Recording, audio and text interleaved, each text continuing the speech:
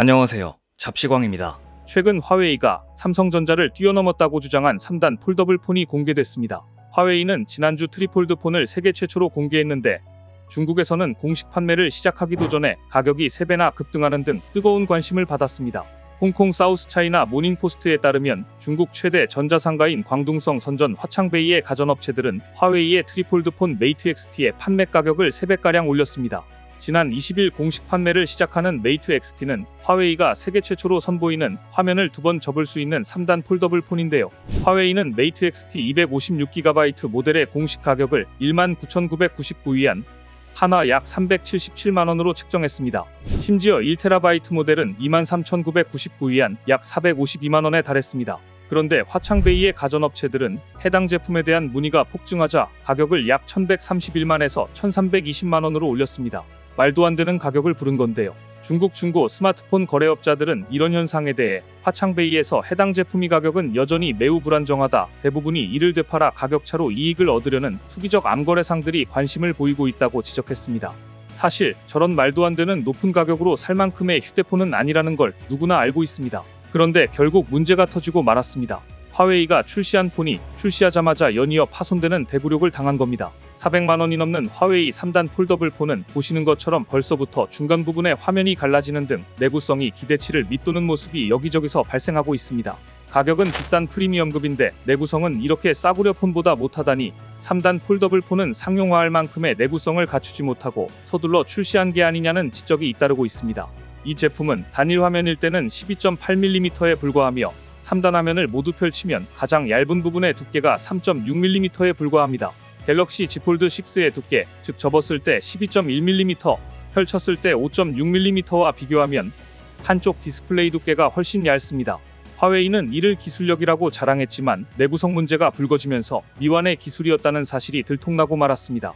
메이트 XT의 특장점이 트리플 폴드지만 비싼 가격 대비 사양은 많이 아쉽다는 평입니다. 제품 성능이 퀄컴 스냅드래곤 A 플러스 1세대 정도인 것으로 알려져 있는데 가격은 400만원을 웃돌다니 말이 안 되는 것입니다. 더구나 화웨이 메이트 XT의 두뇌는 자회사가 생산한 기린 9010 프로세서입니다. 화웨이는 현재 미국의 제재를 받고 있어서 퀄컴 스냅드래곤 칩셋을 사용하지 못해 화웨이의 자회사 하이실리콘에서 생산한 칩셋을 사용했습니다. 이 칩셋은 대만의 TSMC가 아닌 중국의 파운드리 기업인 SMIC에서 제작한 것입니다. 그런데 막상 출시된 메이트 XT의 가장 큰 문제는 성능이 아니었습니다. 내구성이었습니다. 가장 기본적인 문제가 해결되지 않았다는 이야기입니다. 3단 폴딩 구조로 인한 초박형 설계, 그리고 인폴딩과 아웃폴딩이 모두 사용된 만큼 갤럭시 Z 폴드 시리즈의 인폴딩 1회 구조에 비해 내구성이 취약할 수밖에 없습니다. 실제 삼성전자도 폴더블 폰 초기 내구성 문제를 겪었습니다. 그래서 화면 깨짐과 갈라짐에 대해 외관 손상이 없으면 무상 수리를 1회 제공하는 등 한층 강화된 AES 정책으로 버티면서 그동안 기술력을 안정화시킨 것입니다. 화웨이는 지난 7일부터 자사 공식 전자상거래 플랫폼 V몰에서 사전 예약을 시작했고 18일 오후 기준 630만 건이 넘게 주문이 이뤄진 것으로 파악됐는데요. 웃돈을 주고 팔린 이유도 인기 때문이 아니라 화웨이에서 대량 생산을 하지 못하고 있기 때문이라는 지적도 있습니다. 소량 생산했지만 그마저도 최악의 내구성과 완성도 때문에 나오자마자 지적을 받고 있으니 역시 세계를 선도하는 기술력은 하루아침에 만들어지는 게 아닙니다. 화웨이가 세계 최초라며 메이트 XT를 공개하자 전 세계 언론이 화웨이의 기술력을 대서특필했습니다. 국내 언론에서도 폴더블 폰의 리딩 기업 삼성전자를 제치고 화웨이가 3단 폴더블 폰을 양산하자 놀라움을 금치 못했습니다. 일부 언론에서는 5년 만에 삼성전자를 추월했다고 전하기도 했습니다. 하지만 지금 화웨이 메이트 XT는 내구성이 개선되지 않는다면 소비자들로부터 외면받을 것이라는 지적을 받고 있습니다. 중요한 것은 속도가 아니라 품질이다. 세계 최초가 곧 세계 최고는 아니라는 점을 확인시켜주고 있습니다. 그런데 사실 중국인들은 지금 400만원이 넘는 초고가 폰을 구매할 여력도 없습니다. 경제가 최악의 상황에 직면했기 때문입니다. 최근 중국 대형 상업은행인 민생은행이 베이징지사 임직원 임금을 최대 50%이나 삭감해 파문이 일었습니다. 1996년 설립된 민생은행은 중국에서 처음 민간 자본으로 세워진 상업은행으로 작년 말 총자산 기준 은행권 순위 11위에 올랐고 임직원 규모가 4,000명이 넘는 베이징 지점은 민생은행의 최대 규모 지점인데요. 임직원 임금 최대 50% 삭감이라는 것은 최근 몇 년간 중국 주요 상업은행 가운데 최대 규모였습니다. 민생은행 다른 지점 임직원들의 급여도 깎을 것인지는 알려지지 않았지만 이번 임금 삭감은 중국이 경제 둔화 속에 사회적, 경제적 불평등을 해소하기 위해 2021년부터 추진한 시진핑 주석의 공동부유 정책과 맞물려 있기 때문에 심상치 않은 조짐으로 여겨지고 있습니다. 중국 공산당의 공동부유 정책에 따르기 해 중국은행들은 잇따라 급여 및 보너스를 축소했고 심지어 임직원들에게 직장 내에서 값비싼 옷과 시계를 착용하지 말 것을 요구하는 은행들도 있었는데요. 앞서 중국 내 세 번째 상업은행 건설은행도 본사 임직원 봉급을 최소 10% 줄였고 중국 10대 자산운용사 중국초상기금은 고위 임원들에게 과거 5년간 받은 급여 일부를 반환하라고 요구하기도 했습니다. 물론 급여 감축은 중국 은행들의 수익성 저하와도 관련돼 있습니다. 중국 대출기관들은 부동산 위기에 직면해 있는 상황에서 경제를 살리기 위해 대출 비용을 낮추라는 압력을 받고 있는데요. 민생은행 역시 중국 부동산 위기 진앙으로 지목된 헝다의 주요 채권자이기도 합니다. 이래저래 수익성이 떨어진 민생은행의 지난 6월 말 순이자 마진은 역대 최저치인 1.54%를 기록했습니다. 중국 국가통계국에 따르면 8월 초 학생을 제외한 도시지역 16세에서 24세 실업률은 18.8%로 전월 대비 1.7%포인트 상승하며 올해 최고치 경신을 이어갔습니다. 중국 정부는 지난해 6월 청년 실업률이 21.3%까지 치솟자 발표를 일시 중단하고 슬그머니 학생을 조사 대상에서 제외했습니다. 통계 조작을 시도한 겁니다. 그런데 이제 학생을 제외한 실업률이 제외 전 지표의 턱 밑까지 다다랐습니다.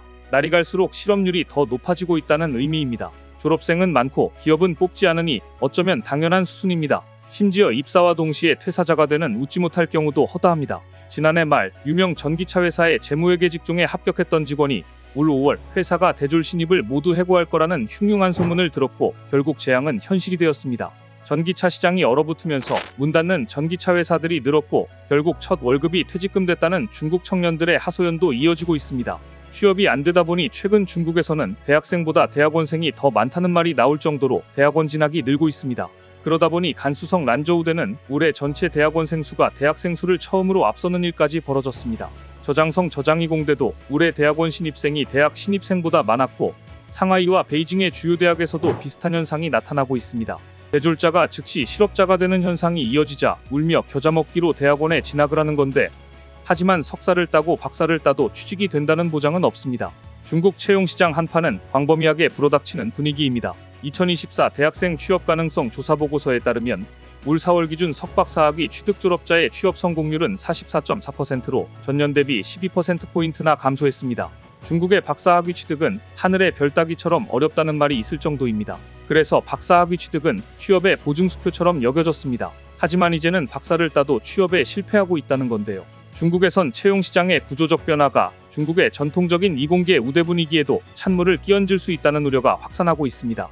중국의 전통적 일자리 창출 업종이던 인터넷, 교육, 부동산 등 부삼이 지고 에너지, 신에너지차, 반도체 등 신삼이 뜨는 가운데 부삼은 회복이 되지 않고 있고 신삼은 고용 대체 효과가 기대에 미치지 못하고 있는데요. 신삼이 이전 같으면 이공계 인재들을 대거 흡수해줬을 거라는 점에서 중국 사회의 아쉬움은 더 큽니다. 중국에선 매년 500만 명 이상의 과학, 기술, 공학, 수학 전공자가 배출됩니다. 전체 졸업자의 절반에 육박합니다. 하지만 이공계 인재들을 대대적으로 흡수하며 지난 2021년 역대 최대 채용을 만들어냈던 바이두와 알리바바, 텐센트 등 IT 기업들은 최근 2년간 대폭 감원을 하고 있고 이것도 채용 시장을 얼어붙게 만드는 주요 요인이었습니다. 예전 같으면 이공계 인재들이 미국이나 유럽으로 갔겠지만 가뜩이나 미국과의 관계 단절로 서방 선진국 일자리로 향할 수 없는 중국 이공계 인재들의 갈 곳은 점점 더 줄어들고 불만은 쌓여가고 있습니다.